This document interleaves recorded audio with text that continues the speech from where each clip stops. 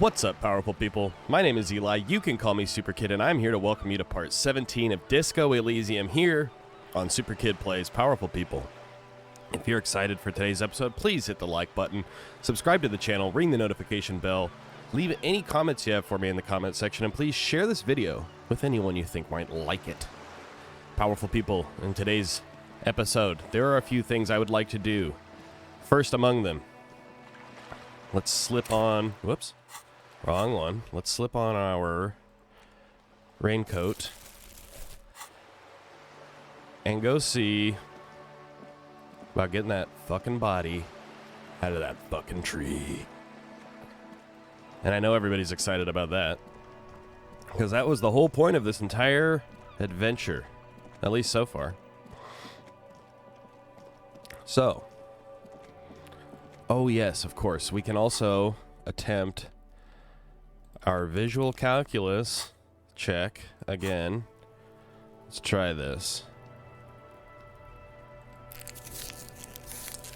Just for some reason, I felt compelled to do that. But let's check this again, see if we can't improve it. There are several footprints in the mud left by work boots. Anywhere from 6 to 12 pairs have walked here.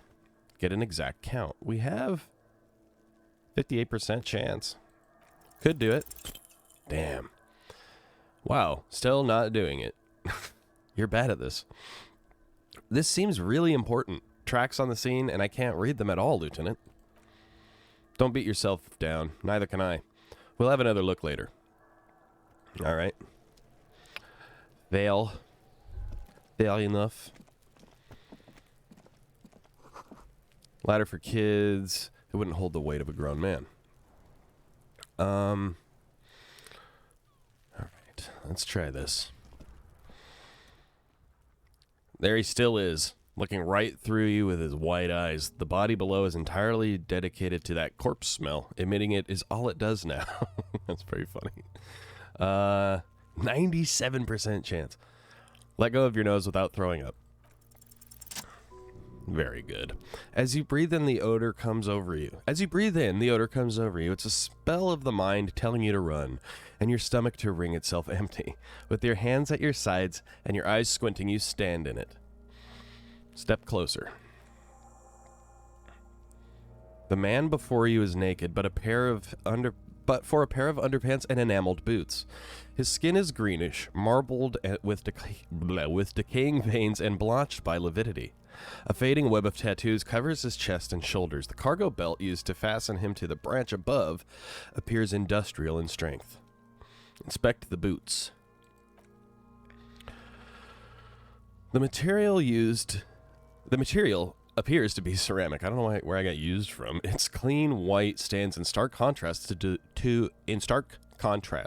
the decaying flesh above the knee. The man wore thick polymer socks, probably for padding. A fine array of interlocking plates covers them. Delicate and fragile, they feel alien to the world around you, out of place somehow. These are clearly not boots, they're armor, possibly part of a larger set. These aren't just boots, They're armor. Indeed. With his notebook under his arm, the lieutenant crouches to inspect the soles. Technically speaking, these are sabatons, not boots. What kind of armor is this exactly? Ceramic plate, zirconium dioxide, most likely. This is where the make would be. Where? Under the heel. Fairweather. He turns the boot slightly. Fairweather model T500VE. I'm guessing that's vitreous enamel. This is advanced stuff. What happened to the rest of it? The locals probably scavenged it. It would be odd if he had more on after 7 days. Oh yeah, I read that right. Where's the rest of the armor?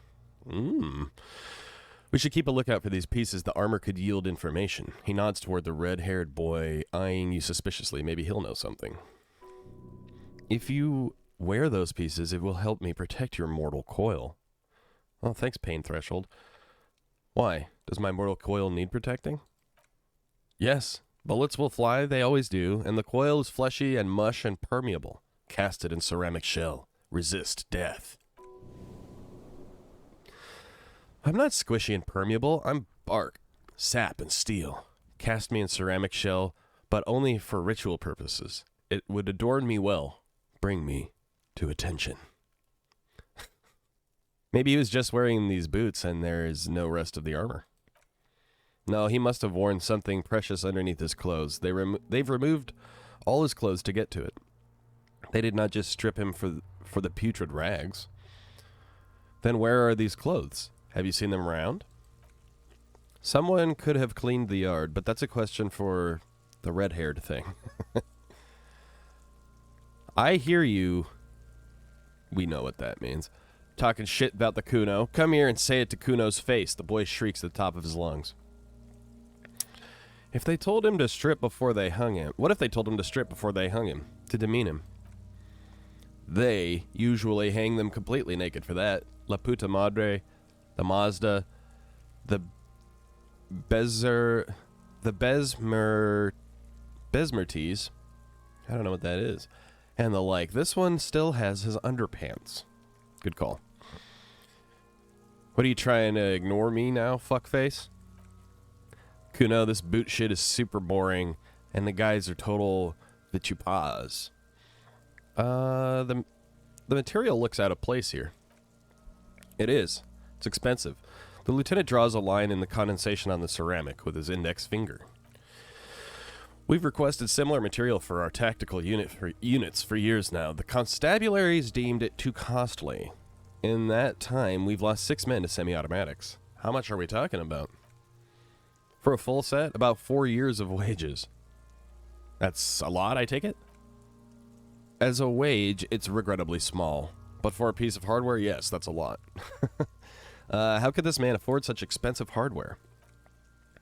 Looks like he worked for a private contractor, like Everard told us. Wealthy, with state ties. This is way above what we have. Knock on the boot. A small bell-like sound fills the air, like tapping on the side of a porcelain cup. Sounds fragile. Oh wait, suddenly your biceps coil up. Your elbow is sharp and cocked for a punch. Sounds fragile. It's anything but. This material is a kinetic redistributor. It spreads kinetic energy horizontally from plate to plate, dissipating it entirely. He points to the boots. See? I don't know how I'm supposed to see that, but okay. Back off and look at the corpse. I'm not trying to pull the boot off. Inspect the belt. The hangman's knot is pulled tight by the weight of the corpse below. Excuse me. Yellow, hard-edged polyester cuts into his neck. Above, a sliding buckle ties the belt to the branch. Oh my, there's something on the belt. A familiar word that speaks to the thirst within you. What was that? A word? 5 XP. Vermilion in yellow letters, which is ironic because vermilion is a red color, right? Vermilion in yellow letters along the length of the twisting cargo belt. Only a deep longing for vermilion golden spirits lets you decipher the fading logo of the local brewery. This is a bad time for a drink, right? Extremely. What kind of rope is this? Industrial strength, the kind used for tying cargo to lorries. I can't come up with anything other than a harbor. Yes, it looks like they used whatever they had on hand, paying no attention to not incriminating themselves. They sure wanted him to stay there. The polyester seems strong. It's not merely polyester, it's steel reinforced. He rises to inspect the noose. See these lines? This is where the wires run. I see rabbets. I'm not sure what that is. Rabbets for more than 20 strands. This makes getting him down much more problematic than I had assumed. How did they even get him up there? A noose is one of those things that's easier to use one way around. He points to the buckle tying the belt to the branch above. Did they climb up using the kid's ladder? That ladder can't carry a grown man. I didn't see any splintering either. Did you? I think they lassoed the branch, then pulled on the belt to close the buckle. He makes a pulling motion. We're assuming the dock workers from the harbor did it? The brief suggested as much, politically motivated by the ongoing strike. Did you not get a briefing? My past has undergone total annihilation. Nothing remains. My mother, the love of my life, certainly not a briefing. Okay, he blinks. You should ask me for one the first moment we get. Sure thing. Inspect the tattoos. An intricate web of blue lines stretches across the torso, from the right shoulder to the solar plexus. Each time they intersect, a small white star is formed in their crossing. Hundreds of fading asterisks riddle his skin. Their concentration is highest around his heart. Is this a national pattern? Of no nation that I know of. If anything, it reminds me of religious illumination, last or penultimate century. Men who live harsh lives often turn to innocent worship. But which one? I see no trace of a humanoid figure. The pattern does not stir patriotic or religious sentiment in you. What it does is speak to the wounded, limping animal, the male in particular. Unable to communicate in anything more than grunts, it's impossible to tell if its advice is right or wrong. I'm missing something here. So am I. A sudden ringing fills the air as the lieutenant pulls down the zipper of his orange jacket. He wears a wide leather belt around his waist and a gun holster under his arm. He takes a thin piece of milled aluminum from his coat pocket and pulls it open. Sounds like a sword being unsheathed. A small lens appears. Some sort of camera? Let the lieutenant work. Shit, Kuno. What the fuck is that? An instant color camera. He produces two metal-capped ampules and clicks them into place on the side of the apparatus. A thin slot shines there. I have only 2 ampules, so nobody move. I don't want to waste one. He points the camera at the corpse, peering into it. The lens needs adjusting. Then... Very cool picture. A sound, a shrill flash, followed by the breaking of a small ampule of glass. You see streams of color pour onto the thick, glossy piece of paper rolling out. This is a very cool description. On it, a color-perfect copy of the dead man's tattooed chest. In case we need it, the lieutenant says, and shakes the paper, letting it dry in the cold wind. Cool machine. Yes. He slides the camera closed and tucks it away on his belt. It is pretty cool, isn't it? There's only 1 ampule left. Use it wisely. What do we need this photo for? It contains insight into the victim's person. This was a man of physical violence. The story he wanted his body to tell was important to him. It is his letter to us. Now, if we could find someone to decipher it. Okay. Here, a souvenir. He hands you the piece of rolled up photo paper. It's no larger than a pack of cigarettes. Don't lose it. All right. The glassy-eyed corpse looks, by his mouth, mute, and his skin as colorful as the chemical rainbow on the photo paper, teeming with opportunistic organisms. Look him in the eye. His eyes are milky white and blind to the world, protruding comically from their sockets. There is no one home, just subaquatic terrors there. These eyes used to be blue. Baby blue.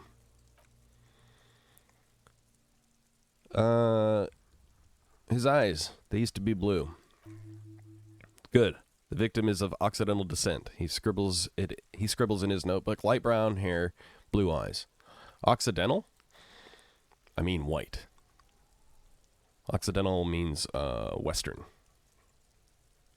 But I understand what he means in this context. It makes sense.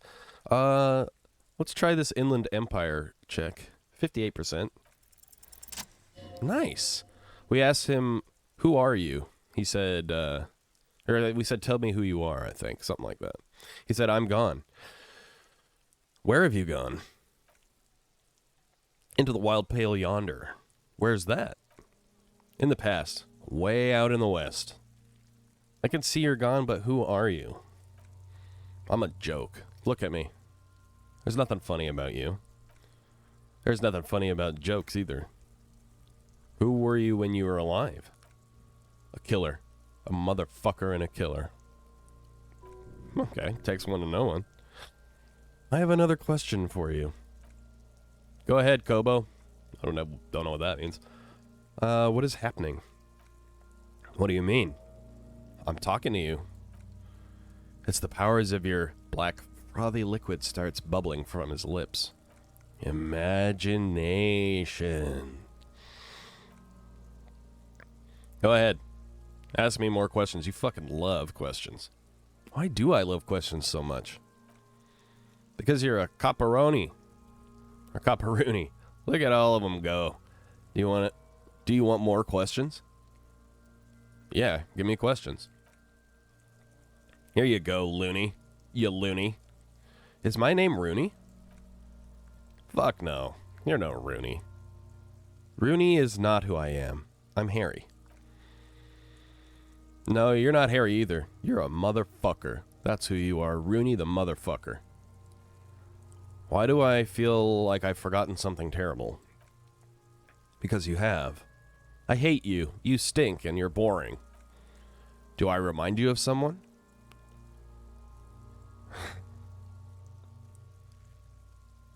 Myself. In the bathroom mirror. There you go. Look at that bright kid. We're birds of a feather, you and I. Soon you will be just like me. Just keep drinking and having a good time. It's a matter of weeks.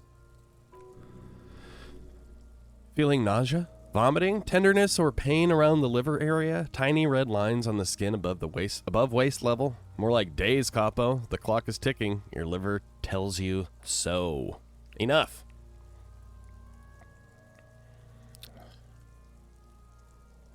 So how do, No. I have something I need to know, Corpse Man. Of course. You have questions, don't you? The power of your imagination is at your service. Okay, I guess I don't have any more questions. Squint and take a step back. As you narrow your eyes, the monster before you blurs into a violent mess of green and pink. Observe. Only the lower extremities are pink with a dash of blue, his fatted hands, thighs, and his neck just above the noose. The rest of the corpse appears dark green in the cold spring air. I'm squinting, Kim. Why am I doing it? How should I know why you're squinting, officer? Squint harder. His face and hands are pink, thighs too, the rest is greenish. Oh, he snorts. You're trying to assess lividity. All right, relax my eyes. The monster comes back into focus, an explosion of color coursing with dark marbled veins. His stomach appears pregnant with something. Black liquid streams down his thighs and onto his boot. So, what do you think? I think he's dead. I agree. Totally dead. Totally. Absolutely. I don't know what to think. What do you think? No, something is coming out of him. A pool of blood and feces has eaten into the frozen mud below the man's feet. Purge liquid is dripping into it drop by drop. The victim appears to have contained no more than half a kilogram of digestion at the time of death. The fuck he's saying? Talking about shit. Maybe he went to the... No, we got lucky. Did we? I don't feel lucky. He's beaten up. See the bruises? I do. Most of them are post-mortem. Maybe even all of them. The delinquents have made our jobs harder with their little sport. Stop talking in riddles, coin slot. He means you fucked him up good, Kuno, the girl yells. Fucked him up brutal-like. I don't know what to think. What do you think? I think he was upright immediately after death. Blood has gathered in his hands and feet, and his neck. He points to his fattened chin. The noose acted like a tourniquet, keeping the blood in his head. The hypostasis here is in tune with a hanging. That's what I think. Maybe he was strangled by someone? Yes, there's always a chance we're wrong. We should check for ligament marks on his neck to see if they're in tune with the belt. We'll have to get him down first. Back off and catch your breath. There is no breath to catch, only the cadaver filling the air and your nostrils. He slowly rotates before you, decomposing. So how do we get him down? He stops to think, then checks his notes. Are you sure we finished the preliminary examination of the cadaver? We might miss some of these things once we get him down. I think I got everything. Yep, the preliminary examination is done. Let's get him down from there. 70 XP gained. Is that enough to level up? Damn, we're 5 off. The steel reinforced belt presents a unique challenge. I brought chain cutters, but I don't see a good angle of approach to the belt. The cadaver is a good 1.2 meters up. Neither of us can reach the belt without assistance. And even if we do, there's the question of cutting it.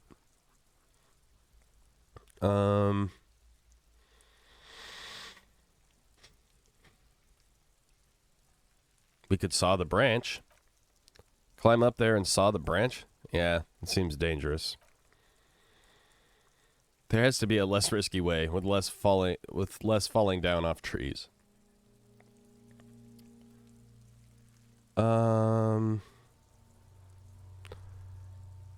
Maybe we can shoot him down. Yeah, the enthusiasm is unrestrained. Bang, bang time, pigs. Shoot his head off. The lieutenant remains unaffected.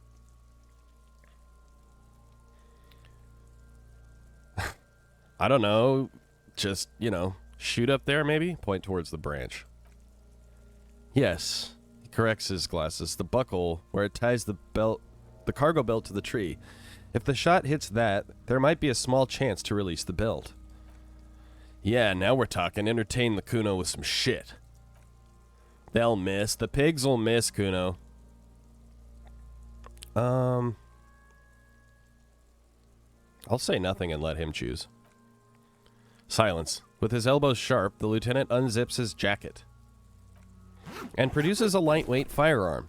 He drops a paper cartridge in the barrel, separates the scouring stick, and gives the cartridge 5 tucks, securing it in place. He then steps back and assumes the Phalastee's position, taking aim. The corner of his eye twitches. His finger is on the trigger. Shoot that motherfucker down. He's gonna fucking miss. The kid's voice is drowned in a shrill blast that echoes off the wall of the surrounding tenements. A cloud of smoke slowly parts in the air as the lieutenant steps back and says to himself, God damn it. A lot of things were wrong with that shot. The Phalastees was the wrong choice. His shoulders were raised, but above all, he cannot trust his eyesight. Fucking idiot. Mokuppa asshole. It's okay. Wait. Kuno could have hit it easy, but then Kuno's not fucking handicapped, is he? It's okay, man. Kuno's sorry too. Kuno feels bad for the binoclard. Feels sorry for the binoclard. The lieutenant doesn't say a word, just looks at the gun in his hand. Try again, maybe? No, we're lucky as it is. We didn't break anything, and the victim remains uncompromised. He looks around at the windows overlooking the yard. Any more mistakes could put us in an unfortunate position with the locals. We have eyes on us. I didn't do us any favors with that. God damn it, get your shit together. Remain collegial, officer. It was an honest mistake, and I will not repeat it. What now? I have to say it's beginning to look unlikely we can get him down without assistance. Can I have the gun? I should try. As bad as it is, us shooting firearms like punks, he pauses, then shrugs and proceeds to load the pistolet. Oh, I'm about to run out of time. I'll stop the timer. Go ahead. I'm not stopping you. Just don't lose it. The piece shines in his outstretched hand. Outstretched. They only have one gun. This is the sorriest pair of pigs Kuno's ever seen. We got the Kiel A9 Armistice. Yeah, take it, you fucking banani poika. What the fuck does that mean? Take it and shoot yourself in the mouth. Feel the weight first. The cold piece of bakelite and gunmetal is surprisingly light. Your finger fits right through the guard, instinctively resting on the trigger. You've held this, a P9 Armistice, before. At some point, it probably used to be your choice of firearm. It still feels comfortable, like you never laid it down. The fuck are you waiting for, Kuno? Tell him to shoot himself in the mouth. Kuno is silent. Aggression gathers in the air. The trigger feels delicate and ready to break under your finger. Point the gun at the belt. The buckle comes into focus in your sights. You stand with your feet planted firmly in the ground and your left hand supporting your gun arm. Why don't you just shoot yourself in your mouth, she hisses. At least you won't miss.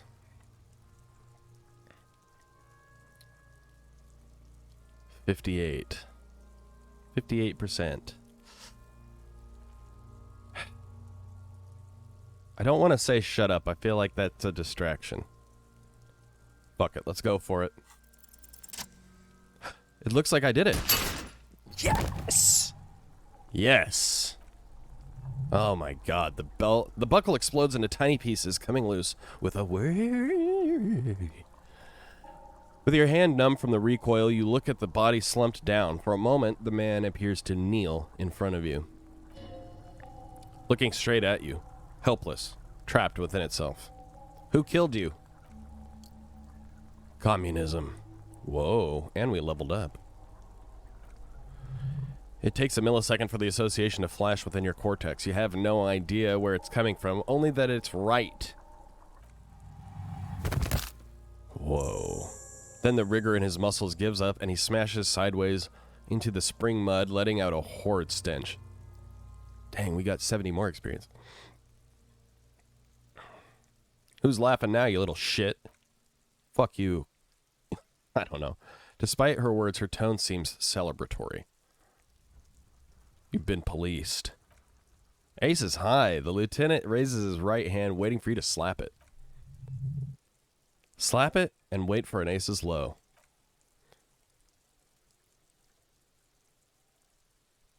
The high arrives with a sharp slap. You turn around, but as you turn around, there is a moment of doubt. Feels like the low ain't gonna connect. Chill. It's gonna connect. Hell yes, dude. But then it does, and with furious precision, the lieutenant is not one to leave an ace's low hanging. I knew these guys were... His voice is deeply approving. What now? We will perform a field autopsy and determine the cause of death. But before, excuse me, he needs to turn away from the corpse. Slumped on the ground like that, he has not improved the way the corpse smells. The fall seems to have released something deep inside it. Gross. Looks like I feel like taking a break from the stench. I'm sorry to interrupt the jubilations here. Just a little breather before we do the autopsy. Alright. He holsters it. Oh, I gave him his gun back. I would suggest we interview Everard and Joyce, the leader of the Union and the Wild Pines rep, but we've already done that. So, it's up to you, detective. Take us where we need to be. He trusts you have plenty of things in the task chain lined up. Well, we certainly do, but you will have to wait until next time to find those out, powerful people. I hope you enjoyed this one. And if you did, please hit the like button, subscribe to the channel, ring the notification bell, leave me any comments you have in the comment section, and please share this video with anybody you think might like it.